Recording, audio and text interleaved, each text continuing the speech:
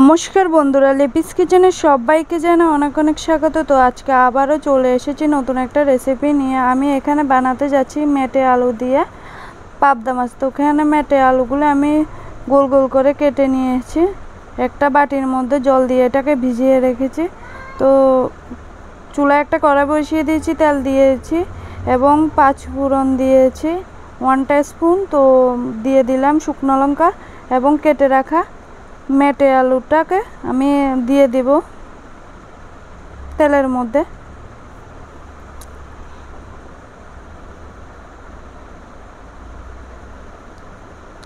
দিয়ে এটাকে নাড়াচাড়া করে নেব। এখন এর মধ্যে 5 থেকে 6টা কাঁচা লঙ্কা এভাবে আমি হাত দিয়ে ভেঙে দিয়ে দেব। জালটা আমি মিডিয়াম আঁচে রেখেছি। তো এর মধ্যে দিয়ে দেব আমি আদা কুচি,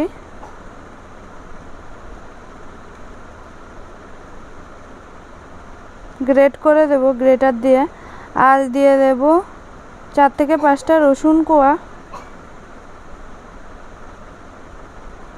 রসুনটা দিলে কিন্তু মেটে আলু স্বাদটা খেতে খুবই ভালো লাগে। আপনারা চেষ্টা করবেন এখানে রসুন দেওয়ার।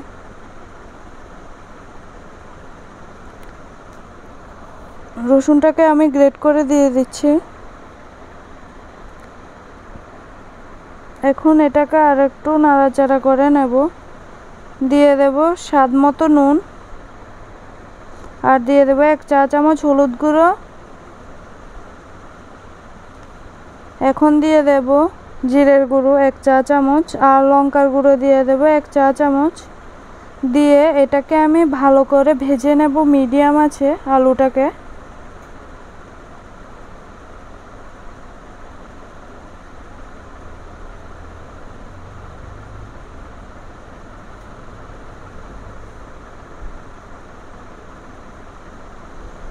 এভাবে মিডিয়াম আঁচে ভেজে নেব যতক্ষণ না পর্যন্ত আলুটা একটু নরম হয়ে আসছে, মশলাটা ভাজা হয়ে আসছে। তো এখন এর মধ্যে আমি অ্যাড করব গরম জল। গরম জলটা দিলে কি হয়, রান্নাটা স্বাদ হয়। এর জন্য গরম জলটা আমি দিয়ে দিচ্ছি এখানে। তো আগের থেকে আমি ভেজে রেখেছিলাম পাবদা মাছগুলি।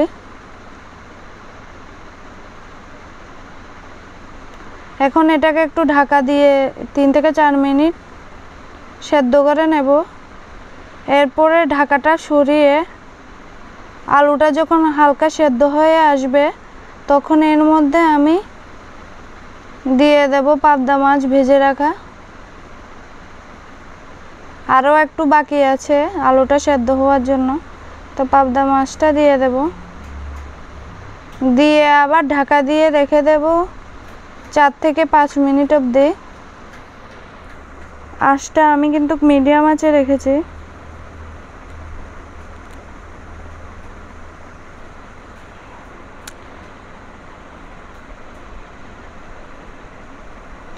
এখন ঢাকাটা সরিয়ে আমি এর মধ্যে গরম মশলা দিয়ে রান্নাটা নামিয়ে নেব।